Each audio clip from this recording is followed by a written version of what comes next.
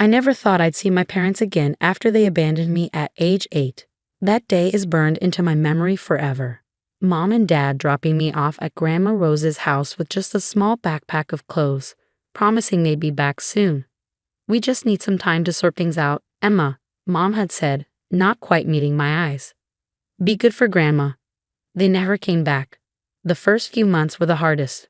Every day, I'd sit by Grandma's front window after school, watching cars drive by, hoping the next one would be them. Every night, I'd cry myself to sleep, wondering what I'd done wrong, why I wasn't good enough for them to stay. But Grandma Rose was my saving grace. "You're perfect just as you are, my sweet girl," she'd tell me, wiping away my tears. "Some people aren't ready to be parents, and that's not your fault. But I'm here, and I'll always be here." Grandma Rose wasn't just any grandmother. She was brilliant, sophisticated, and as I later learned, incredibly wealthy, but you'd never know it from how she lived. Our home was modest. She drove an old Toyota, and she still worked as a high school principal because she loved shaping young minds. The only hints of her wealth were her impeccable taste in art and the way she'd sometimes casually mention her investments while reading the financial papers. Under Grandma's care, I flourished. She encouraged my love of science, hired tutors when I struggled with math, and celebrated every achievement, no matter how small. When I won first place in the state science fair at 13, she threw a huge party and invited all my friends. "That's my girl," she beamed, hugging me tight. "You're going to change the world someday." Life settled into a comfortable rhythm. Grandma and I against the world. She never spoke badly about my parents, but she made sure I knew their absence wasn't my fault. "Sometimes people make choices they can't take back," she'd say wisely. "But those choices reflect on them, not on you." I stopped thinking about my parents, stopped hoping they'd return, stopped caring why they left. I had Grandma, and that was enough. She was more than enough. Then came my 18th birthday. Grandma threw me an elegant party at her favorite restaurant, invited all my friends, and gave me a beautiful necklace, a delicate gold chain with a small key pendant. "This is more than just jewelry, Emma," she said mysteriously. "Keep it safe. You'll understand when the time comes." I didn't know then that it would be our last celebration together. 3 months later, Grandma Rose collapsed at school. By the time I reached the hospital, she was gone. Heart attack, the doctors said. Quick and painless. But the pain I felt was anything but quick. It tore through me like a hurricane, leaving nothing but emptiness in its wake. The funeral was beautiful, just as Grandma would have wanted. Her former students filled the church, sharing stories of how she changed their lives. I sat alone in the front row, clutching the key necklace she'd given me, trying to be strong like she taught me to be. That's when I saw them. My parents walked into the church like they belonged there, like they hadn't abandoned their daughter a decade ago. Mom's hair was grayer, Dad had gained weight, but I'd have known them anywhere. My heart stopped, then started racing. They made their way toward me, faces full of what looked like concern. "Emma, sweetheart," Mom said, reaching for my hand. I pulled away instinctively. "We came as soon as we heard. We're so sorry about your grandmother." Dad nodded solemnly. "We know it's been a long time, but we're here now. You'll come home with us, of course. You're still a minor for a few more months, and we're your legal guardians." I couldn't believe what I was hearing. 10 years of silence, and now they wanted to play happy family. "I'm not going anywhere with you," I managed to say, my voice shaking with anger. Grandma Rose was my home. "Now, Emma," Mom said, her voice taking on a stern edge I remembered from childhood. "Don't be difficult. We're your parents. You have no choice in this matter." Actually, a deep voice interrupted, "She has every choice." We turned to see a tall man in an expensive suit walking toward us, carrying a leather briefcase.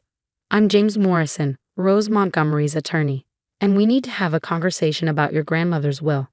My parents' expressions changed instantly. Mom's eyes lit up with barely concealed interest, while Dad straightened his tie nervously. "Of course," he said smoothly. "We're her only living relatives, after all." Mr. Morrison's face remained impassive. "Let's step into the private room. There are some matters that need to be addressed immediately." As we followed him, I noticed my hand had moved to clutch the key necklace Grandma had given me. Somehow, I knew everything was about to change. Again. I just didn't realize how much. The private room at the church felt too small for the tension building inside it. Mr. Morrison sat across from us at a polished wooden table, methodically arranging papers from his briefcase. My parents flanked me like anxious vultures, trying to appear concerned while their eyes kept darting to the documents. Before we begin, Mr. Morrison said, adjusting his glasses, "Miss Emma, would you please show me your necklace?" My parents looked confused, but I reached for the key pendant Grandma had given me. Mr. Morrison nodded, a slight smile crossing his face. "Perfect. Now let me read the terms of Rose Montgomery's will." He cleared his throat and began reading. "I, Rose Montgomery, being of sound mind, declare this to be my last will and testament." The legal language washed over me until one sentence made my heart stop. "To my beloved granddaughter, Emma Grace Montgomery, I leave my entire estate, including all properties, investments, bank accounts, and business holdings, currently valued at approximately $47 million. The room erupted in chaos. $47 million? Mom shrieked, her face turning red. "That's impossible." Rose was a school principal. Dad slammed his hand on the table. "This is ridiculous. We're her only children. You can't tell me she left everything to a teenager." Mr. Morrison remained calm. "There's more. The will specifies that Emma is to be legally emancipated immediately, with a trust established in her name. The key she wears opens a safety deposit box containing additional documents and instructions." My head was spinning. $47 million? Grandma Rose, my modest, Toyota-driving grandmother, had been worth $47 million. "This will is dated just last month," Mom said, her voice dangerous. "We'll contest it. Emma's still a minor. We're her legal guardians, and we have rights." "Actually," Mr. Morrison interrupted, "you surrendered those rights 10 years ago." He pulled out another document. "This is a copy of the abandonment charges Rose filed against you both after you left Emma. You never responded to the court summons, so she was granted full legal custody. You haven't been Emma's guardians for a very long time." I watched my parents' faces transform. The fake concern melted away, replaced by naked greed and fury. "Emma, sweetie," Mom tried again, her voice honey sweet. "You don't understand what you're doing. Let us help you manage this. We're family." "Family?" The word felt like poison in my mouth. Where was family when you left me? Where was family for 10 years while Grandma Rose raised me? "We made a mistake," Dad said quickly. "We were young, struggling. But we're here now. We can make it right." "Make it right?" I stood up, shaking with anger. "You're only here because you found out about the money. Did you even care that Grandma died? Did you ever care about me?" Their silence was answer enough. Mr. Morrison cleared his throat. "There's one more thing. Rose left a letter for you, Emma." He handed me a sealed envelope. "She asked that you read it alone." I took the envelope and walked out, leaving my parents protesting behind me. Finding a quiet corner of the church, I opened the letter with trembling hands. "My dearest Emma, if you're reading this, I'm gone, and you've just learned the truth about our family's wealth. I know it's a shock. I kept it secret for many reasons, but mostly to protect you and let you grow up understanding the value of hard work and kindness. I watched your parents choose money over love many times. They abandoned you because I refused to keep funding their extravagant lifestyle. They chose wealth over their own daughter, and in doing so gave me the greatest gift, you. The key I gave you opens more than just a safety deposit box. It opens the door to your future. I've made arrangements for everything. The house is yours. Your college fund is secure. The family business awaits when you're ready. But most importantly, remember this. You are loved. Not for your inheritance, but for who you are. The same quiet strength that helped you survive being abandoned has prepared you to handle this responsibility. Don't let your parents manipulate you. They'll try, but you're stronger than they know. You're a Montgomery woman, and we don't break easily. All my love, Grandma Rose." Tears rolled down my cheeks as I finished reading. In death as in life, Grandma Rose was protecting me, guiding me, loving me. I touched the key around my neck, understanding finally flowing through me. When I returned to the private room, my parents were still arguing with Mr. Morrison about contesting the will. They fell silent when I walked in. "Emma," Mom started, but I held up my hand. "I want you to leave," I said, my voice steady. "Both of you. You're not welcome here." "Now listen here," Dad began angrily, but Mr. Morrison interrupted. "Should I call security?" he asked calmly. As the sole heir and property owner, Emma has the right to have you removed. They stared at me, these strangers who shared my blood, and I saw the moment they realized they'd lost. Not just the money, but any chance of manipulating me. This isn't over, Mom hissed as they gathered their things. You'll regret this. I watched them leave, feeling oddly peaceful. What happens now? I asked Mr. Morrison. He smiled. Now we visit that safety deposit box. Your grandmother left quite detailed instructions about the next steps. Shall we? As we left the church, I caught a glimpse of my parents in the parking lot, arguing furiously. They'd lost everything today. Not that they ever really had it. They'd chosen money over love once before, and that choice had finally caught up with them. I touched the key around my neck and smiled. Grandma Rose had given me more than just an inheritance. She'd given me the power to stand on my own, to face whatever came next. And something told me this was just the beginning. The safety deposit box at First National Bank contained exactly what Grandma Rose had promised, and so much more. As Mr. Morrison helped me go through the contents, I discovered just how thoroughly my grandmother had planned everything.